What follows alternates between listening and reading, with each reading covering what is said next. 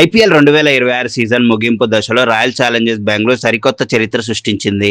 ధర్మశాలలోని Himachal Pradesh cricket association స్టేడియంలో జరిగిన qualifier 1లో Gujarat Titans పై RCB 92 పరుగుల భారీ తేడాతో ఘన విజయం సాధించింది. ఈ విజయంతో బెంగళూరు జట్టు నేరుగా మే 31న అహ్మదాబాద్లో జరగబోయే ఫైనల్కు అర్హత సాధించింది.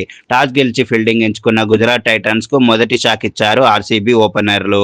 వెంకటేష్ అయ్యర్ 19 పరుగులు చేసి అవుట్ అయినా విరాట్ కోహ్లీ 43 మరియు దేవదత్ పడిక్కల్ 30 పరుగులతో జట్టును ఆదుకున్నారు. కానీ 9వ ఓవర్లో జేసన్ హోల్డర్ వరుస బంతుల్లో కోహ్లీ పడిక్కల్ను అవుట్ చేయడంతో ఆర్సీబీ 94కి 3కి చేరుకుంది. అప్పుడు క్రీజ్లోకి వచ్చిన రజత్ పటిదార్ మ్యాచ్ను పూర్తిగా మార్చేశాడు. రషీద్ ఖాన్ ఓవర్లో హ్యాట్రిక్ సిక్సర్లు కొట్టి కేవలం 21 బంతుల్లోనే హాఫ్ సెంచరీ పూర్తి చేశాడు. చివర్లో జితేష్ శర్మ కూడా మెరిపించడంతో ఆర్సీబీ 20 ఓవర్ల 5 వికెట్ల నష్టానికి 254 పరుగుల భారీ స్కోర్ చేసింది. రజత్ పటిదార్ 93 పరుగులతో నాటౌట్గా నిలిచాడు. 255 పరుగుల లక్ష్యంతో బరిలోకి దిగిన గుజరాత్ టైటాన్స్ కు భయంకరమైన ప్రారంభం లభించింది. సాయి సుదర్శన్ హిట్ వికెట్ గా అవుట్ కాగా కెప్టెన్ శుభ్మన్ గిల్ ను భువనేశ్వర్ కుమార్ క్లీన్ బౌల్డ్ చేశాడు. జోస్ బట్లర్ 29 పరుగులు చేసి కౌంటర్ అటాక్ చేయడానికి ప్రయత్నించాడు, కానీ జోష్ హజిల్వుడ్ అతన్ని అవుట్ చేశాడు.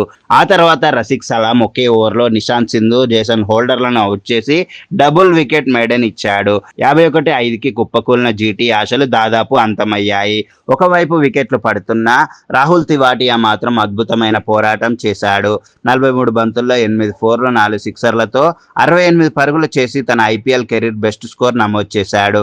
కానీ 19వ ఓవర్లో భువనేశ్వర్ కుమార్ అతన్ని అవుట్ చేయడంతో జీటీ 19.3 ఓవర్లో 122 పరుగులకు ఆల్అవుట్ అయింది. ఆ విజయంతో భువనేశ్వర్ కుమార్ మళ్ళీ పర్పుల్ క్యాప్ దక్కించుకున్నాడు. జాకబ్ డఫీ, రసిక్ సలాం కూడా అద్భుతంగా బౌలింగ్ చేశారు. ఈ ఓటంతో గుజరాత్ టైటాన్స్ టోర్నీ నుంచి పూర్తిగా అవుట్ కాలేదు. వారు మే 29న క్వాలిఫైయర్ 2లో మరో అవకాశం పొందుతారు. ఆర్సీబీకి మాత్రం 4 రోజుల విరామం తర్వాత మే 31న ఫైనల్ పోరు ఎదురుంది.